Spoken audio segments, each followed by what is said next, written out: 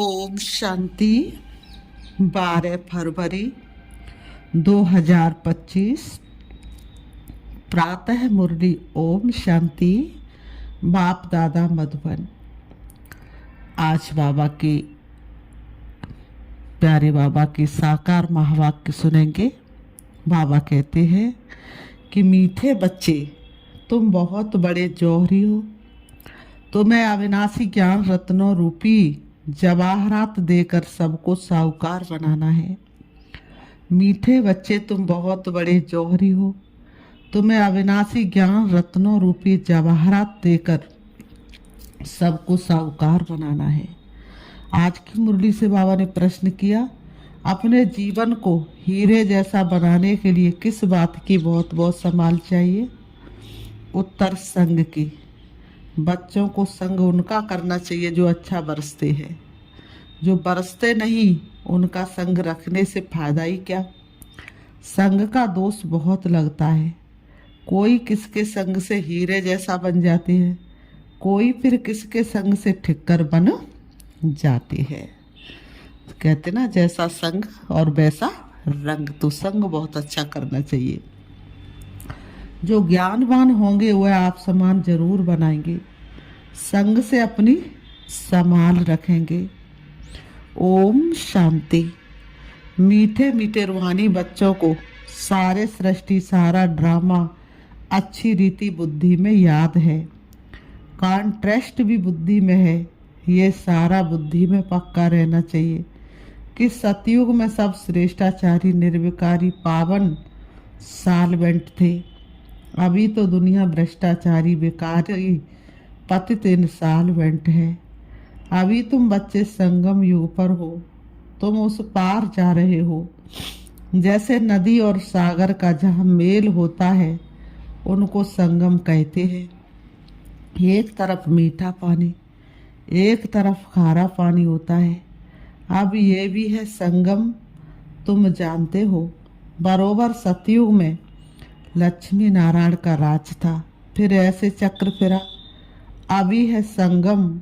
कलयुग के अंत में सब दुखी है, इसको जंगल कहा जाता है। सतयुग को बगीचा कहा जाता है। अभी तुम कांटों से फूल बन रहे हो। ये स्मृति तुम बच्चों को होनी चाहिए। हम बेहद के बाप से वर्षा ले रहे हैं, ये बुद्धि में याद रखना है। 84 जन्मों की कहानी तो बिल्कुल कॉमन है। समझते हो अब 84 जन्म पूरे हुए। तुम्हारी बुद्धि में तरावट है कि हम अभी सतयुगी बगीचे में जा रहे हैं। अब हमारा जन्म इस मृत्यु लोक में नहीं होगा। हमारा जन्म होगा अमर लोक में। शिव बाबा को अमरनाथ भी कहते हैं। वह हमको अमर कहानी सुना रहे हैं। वहाँ हम शरीर में होते भी अमर रहेंगे। अपनी खुशी से टाइम पर शरीर छोड़ेंगे। उसको मृत्यु लोक नहीं कहा जाता। तुम किसको भी समझाएंगे तो समझेंगे बरोबर इनमें तो पूरा ज्ञान है। भवन का तुम किसी को समझाएंगे तो वह समझेंगे कि बरोबर इनमें तो पूरा ज्ञान है। सृष्टि का आदि और अंत तो है ना। छोटा बच्चा भी जवान और वृद्ध होता है, फिर अंत आ जाता है, फिर बच्चा बनता है। सृष्टि भी नई बनती, फिर क्वार्टर पुरानी, आधी पुरानी, फिर सारी पुरानी होती है, फिर नई होगी। ये सब बातें और कोई एक दो को सुना नहीं सकते। ऐसी चर्चा कोई कर नहीं सकते सिवाय तुम ब्राह्मणों के। और कोई को रूहानी नॉलेज मिल ना सके। ब्राह्मण वर्ण में आए तब सुने, सिर्फ ब्राह्मण ही जाने। ब्राह्मणों में भी नंबरवार हैं। कोई अर्थात रीति सुना सकते हैं, कोई नहीं सुना सकते हैं। तो उन्हों को कुछ मिलता नहीं है। बाबा ने कहा तो उन्हों को कुछ मिलता नहीं है। जौहरियों में भी देखेंगे, कोई के पास तो करोड़ों का माल रहता है, कोई के पास तो 10,000 का भी माल नहीं होगा। सदगुण अवगुण के कारण कोई पत्थर है तो कोई हीरा है। धरती को स्वर्ग बना देना है मानव सबसे उत्तम है। समय सबके पास वही होता है, लेकिन कोई समय को सफल करता और कोई समय को गवा देता है। तुम्हारे में भी ऐसे, जैसे देखो ये जनक है, ये अच्छा जौहरी है, इनके पास वैल्यूबल जवाहरत है, किसको देकर अच्छा साहूकार बना सकती है। कोई छोटा जौहरी है, जास्ती दे नहीं सकते तो उनका पद भी कम हो जाता है। तुम सब जौहरी हो, ये अविनाशी ज्ञान रत्नों के जवाहरात है। जिसके पास अच्छे रत्न होंगे वह साहूकार बनेंगे, औरों को भी बनाएंगे। ऐसे तो नहीं सब अच्छे जौहरी होंगे। अच्छे अच्छे जौहरी बड़े बड़े सेंटर्स पर भेज देते हैं, बड़े आदमियों को अच्छी जवाहरात दी जाती है, बड़े बड़े दुकानों पर एक्सपर्ट रहते हैं। बाबा को भी कहा जाता है सौदागर रत्नाकर। रत्नों का सौदा करते हैं, फिर जादूगर भी है, क्योंकि उनके पास ही दिव्य दृष्टि की चाबी है। कोई नौदा भक्ति करते तो उनको साक्षात्कार हो जाता है। यहाँ वह बात नहीं है, यहाँ तो अनायास घर बैठे भी बहुतों को साक्षात्कार होता है। दिन प्रतिदिन सहज होता जाएगा। कईयों को ब्रह्मा का और श्री कृष्ण का भी साक्षात्कार होता है। उनको कहते हैं ब्रह्मा के पास जाओ, जाकर उनके पास प्रिंस बनने की पढ़ाई पढ़ो। ये पवित्र प्रिंस चले आते हैं ना।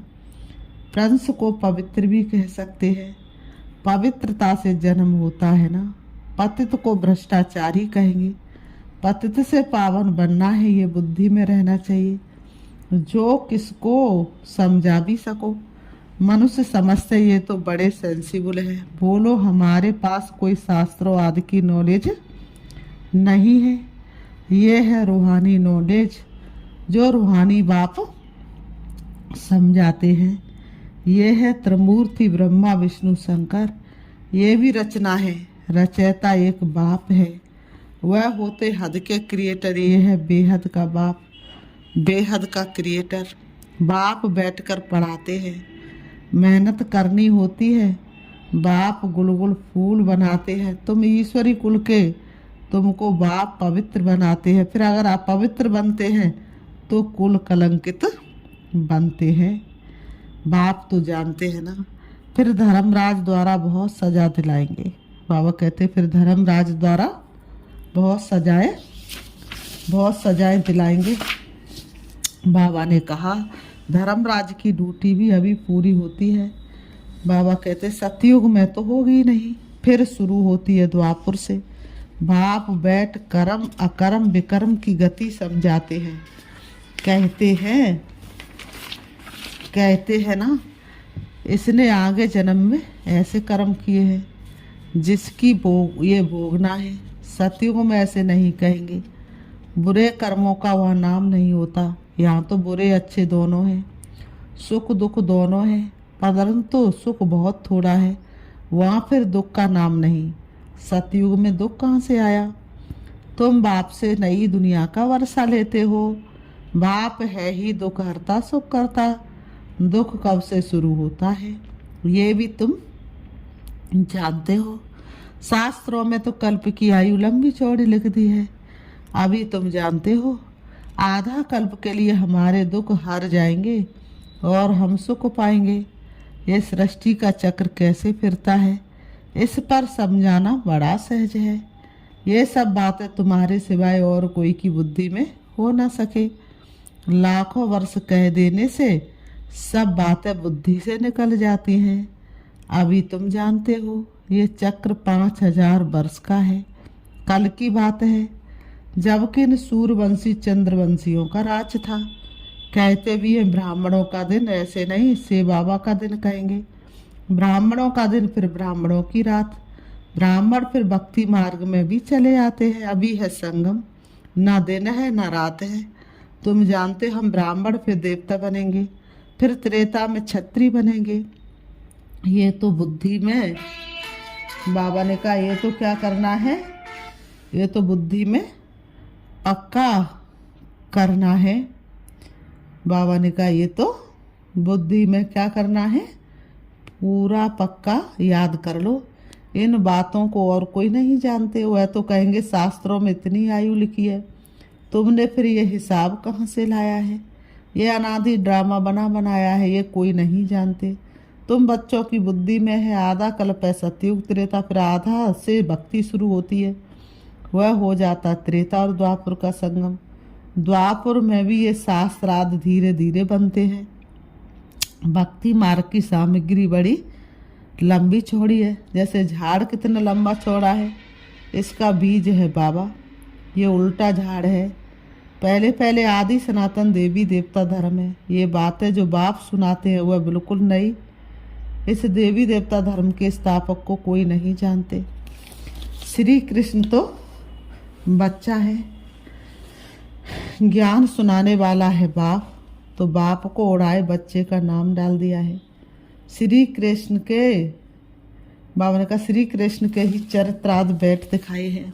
बाप कहते हैं लीला कोई श्री कृष्ण की नहीं है, गाते भी हे प्रभु तेरी लीला अपरंपार है। बाबा कहते हैं गाते भी हे प्रभु तेरी लीला अपरंपार है।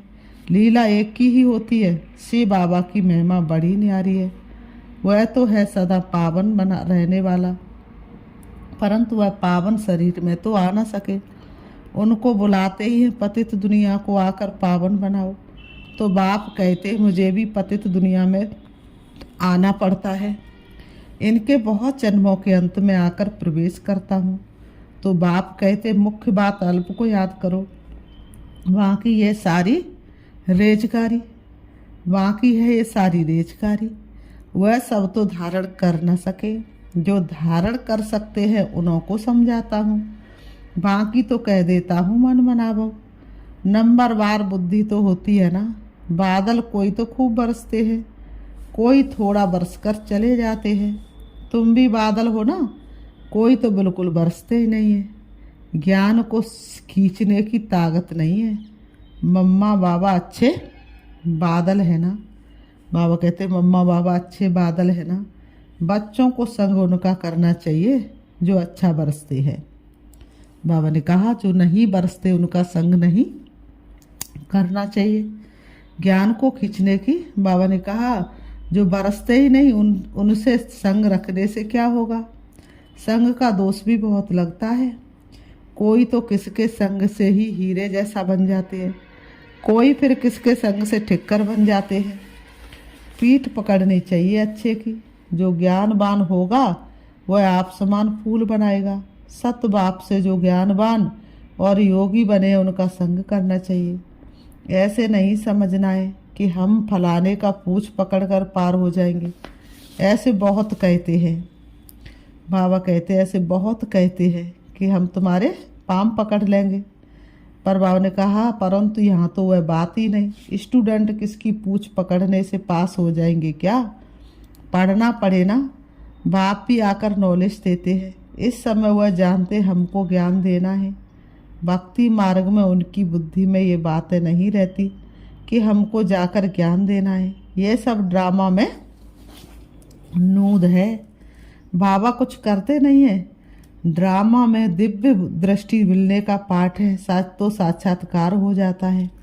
बाप कहते ऐसे नहीं कि मैं बैठकर साक्षात्कार कराता हूँ। ये सब ड्रामा में नूद है। बाबा कहते मैं किसी को बैठ कर के साक्षात्कार नहीं कराता हूँ, ये तो सब ड्रामा में नूद है। अगर कोई देवी का साक्षात्कार करना चाहते, देवी तो नहीं कराएगी ना। कहते हैं भगवान हमको साक्षात्कार कराओ। बाप कहते ड्रामा में नूद होगी तो हो जाएगा। मैं भी ड्रामा में बांधा हुआ हूँ। बाबा कहते मैं सृष्टि में आया हुआ हूँ। इनके मुख से मैं बोल रहा हूँ, इनकी आंखों से तुमको देख रहा हूँ। अगर ये शरीर ना हो तो देख कैसे सकूँगा।